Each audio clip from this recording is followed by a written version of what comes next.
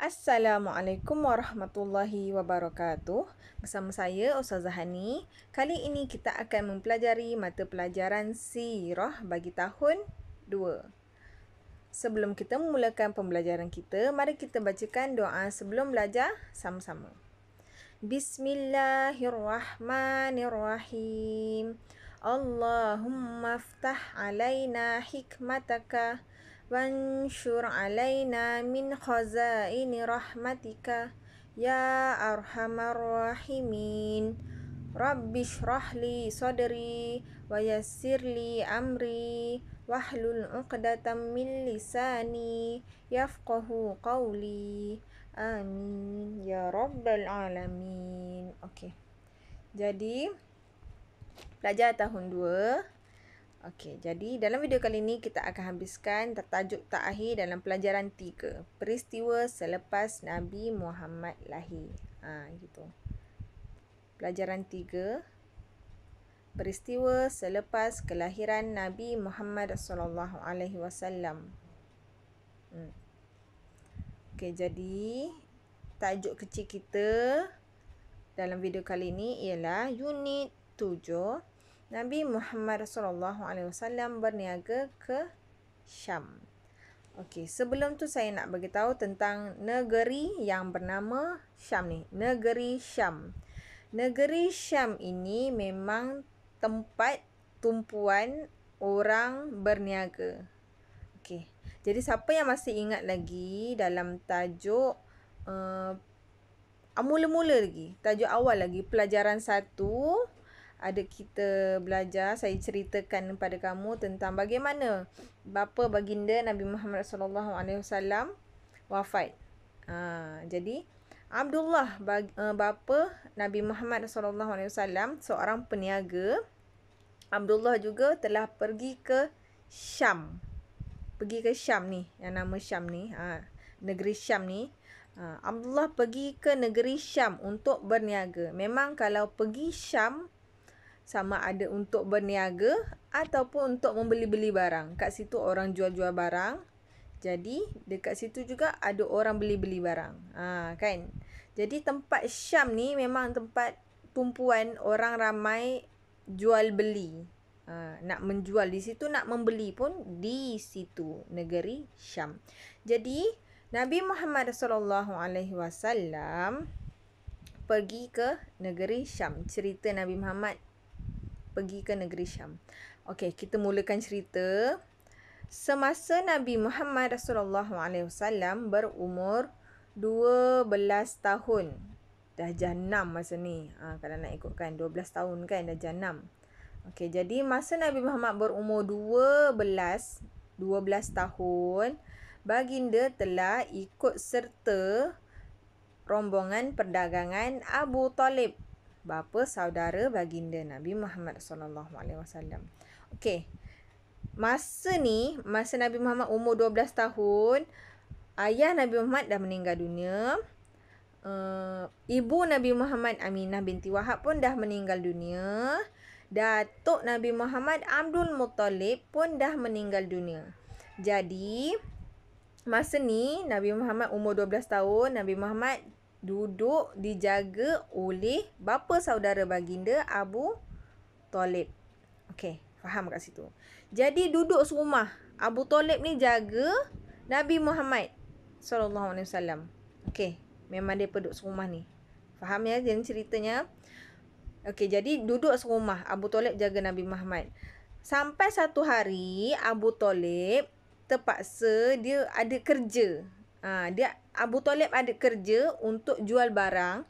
Terpaksa pergi kerja lah, nak pergi kerja. Kan? Walaupun tak nak tapi kena pergi kerja juga. Kalau tak pergi kerja macam mana nak makan kan?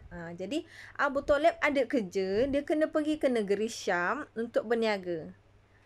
Jadi Abu Talib nak kena pergi Syam. Nabi Muhammad ni kecil lagi, 12 tahun. Jadi tak payahlah ikut kan. Lagipun jalan tu jauh. Dari Syam dari Mekah nak ke Syam tu jauh. Lepas tu budak kecil kan, cepat penat. Nanti nak macam-macam, nak kena jaga macam risau. Jadi Abu Talib mula-mulanya dia macam tak payahlah ikut.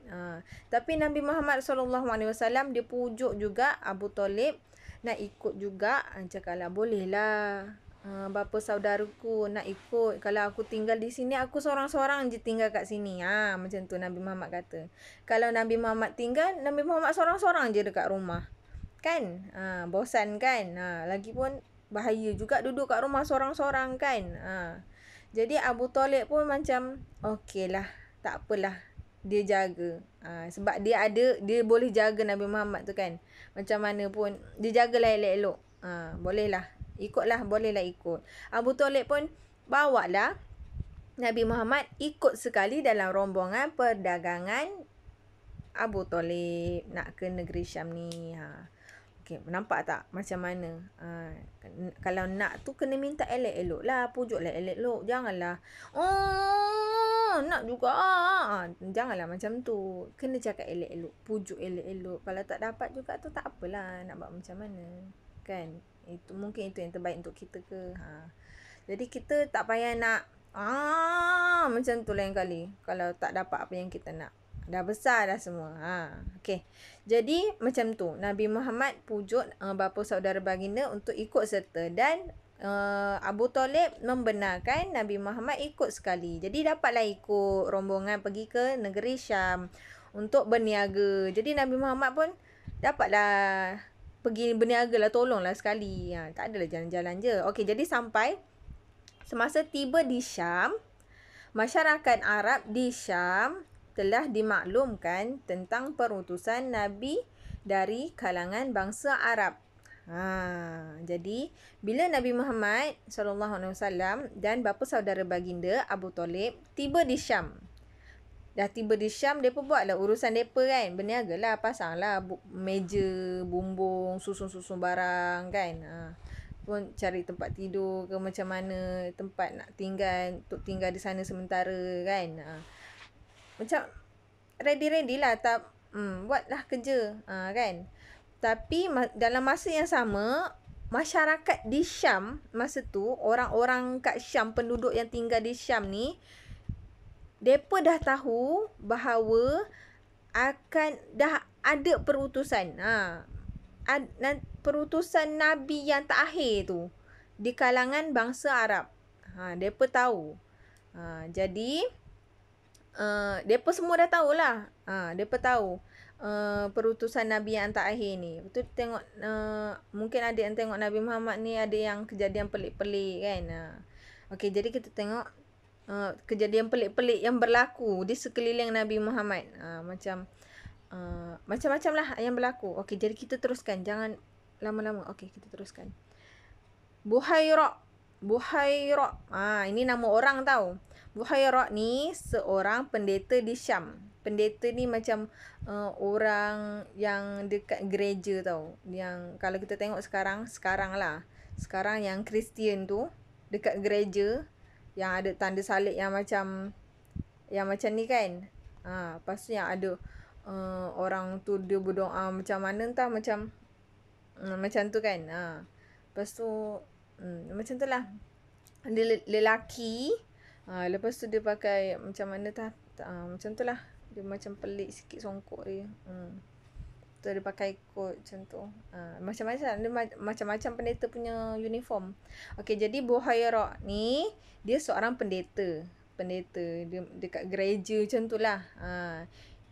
Dia mengikuti perkembangan kelahiran perutusan Nabi Muhammad SAW. Tak ada Nabi Muhammad SAW je. Dia ikutlah perkembangan Nabi.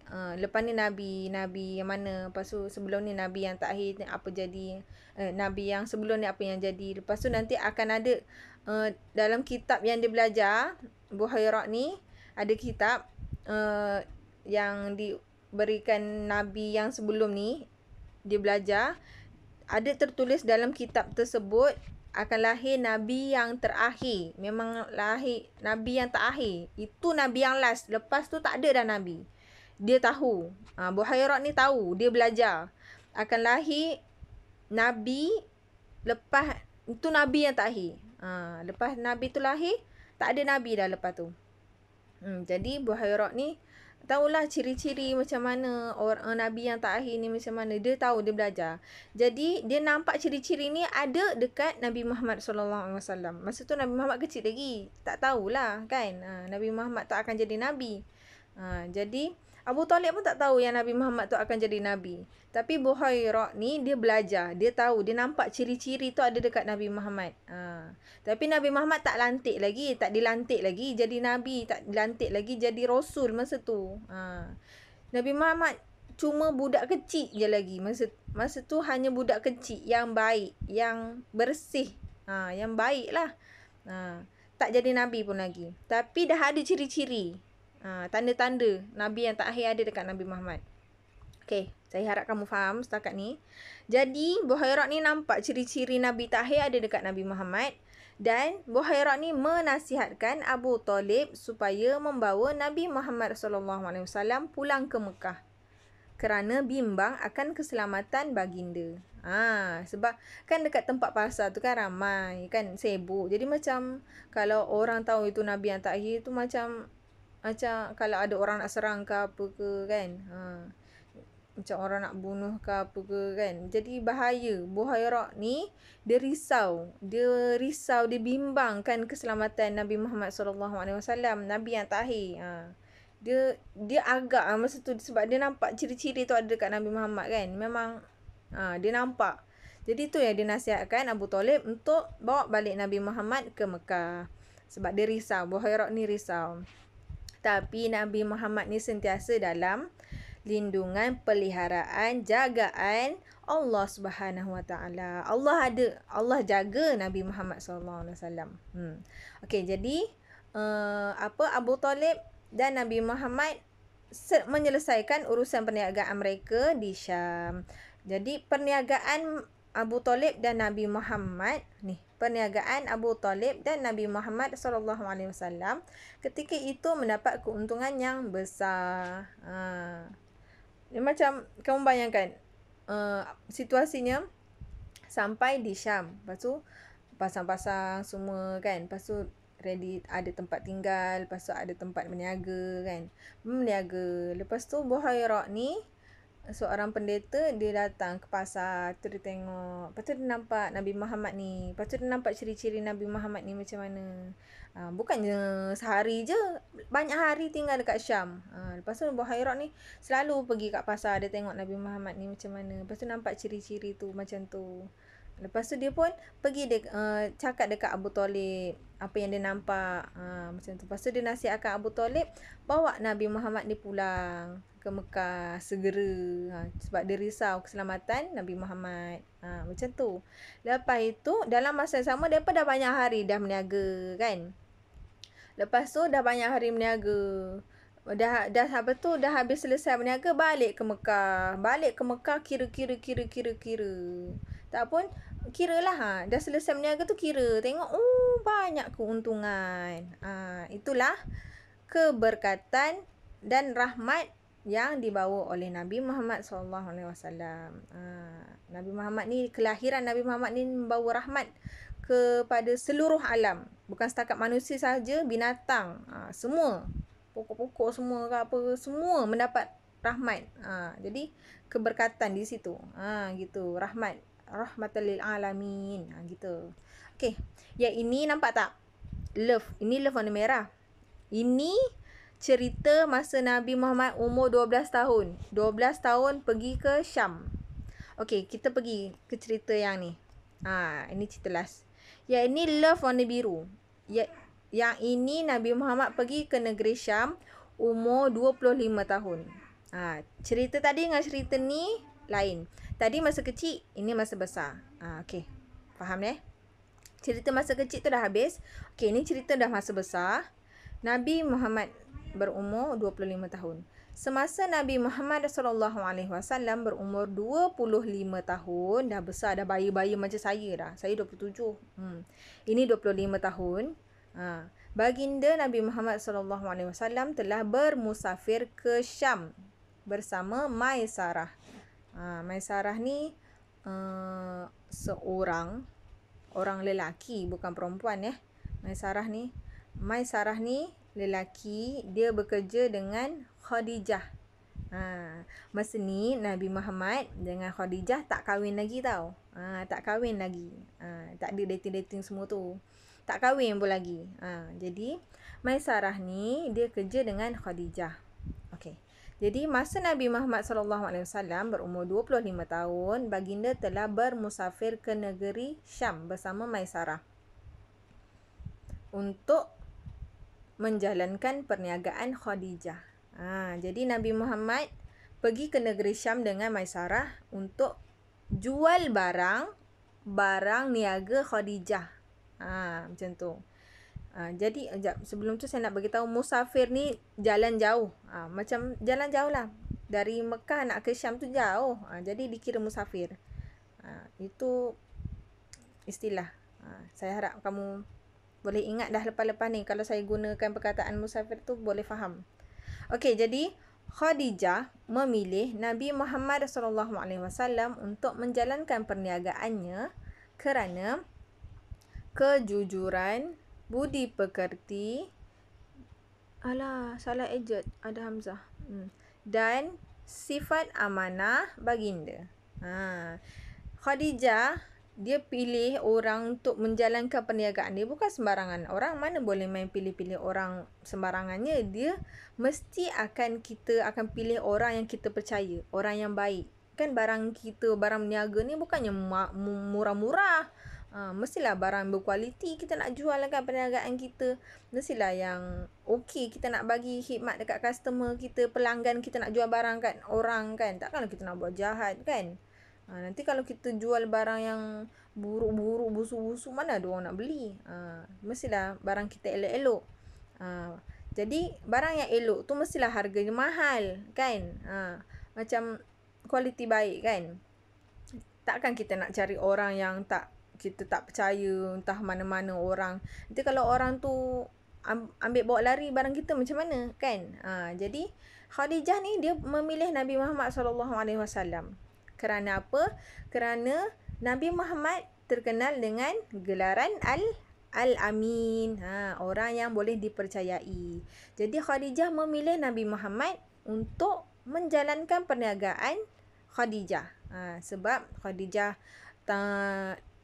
dengar khabar Nabi Muhammad ni Al-Amin, orang yang boleh dipercayai. Lepas tu dia memang terkenal dengan kejujuran. Lepas tu budi pekerti pun baik. Memang orangnya baik Nabi Muhammad ni. Lepas tu dengan sifat amanah baginda. Jadi Khadijah memilih Nabi Muhammad untuk menjalankan perniagaannya. Okey. Jadi perniagaan Nabi Muhammad SAW dan Maisarah mendapat keuntungan yang besar. Lagi sekali Nabi Muhammad berniaga dengan Maisarah ni. Tadi dengan Abu Talib, ini dengan Maisarah pula. Dua-dua keuntungan. Tadi dapat keuntungan besar, ini pun dapat keuntungan yang besar. Jadi Nabi Muhammad ni dia membawa keuntungan yang besar. Macam saya cakap tadi, membawa rahmatan lil alamin, membawa rahmat kepada sekalian alam. Macam tu. Jadi siapa yang dekat-dekat dengan Nabi Muhammad ni memang dia dapat benda baik je. Memang akan dapat benda baik je. Siapa yang dekat dengan Nabi Muhammad akan dapat benda baik. Benda-benda baik je. Macam ni, dekat dengan Nabi Muhammad dapat untung besar. Macam tu. Macam cerita yang Halimatus Sa'diyah menyusukan Nabi Muhammad masa baby kan. Asalnya badan Halimatus Sa'diyah ni yang belah kiri kanan saya. Nanti saya tengok balik, saya pun dah lupa. Susu badan belah Halimatus Sa'diyah sebelah tu kering, tak ada susu. Tapi bila Nabi Muhammad nak menyusu kat situ, ada banyak susunya. Lepas tu kambing yang diternak Halimatus Sa'diyah pun jadi banyak. Susu yang keluar, yang susu kambing yang dikeluarkan kambing ternakan Halimatus Sa'diyah pun keluar banyak.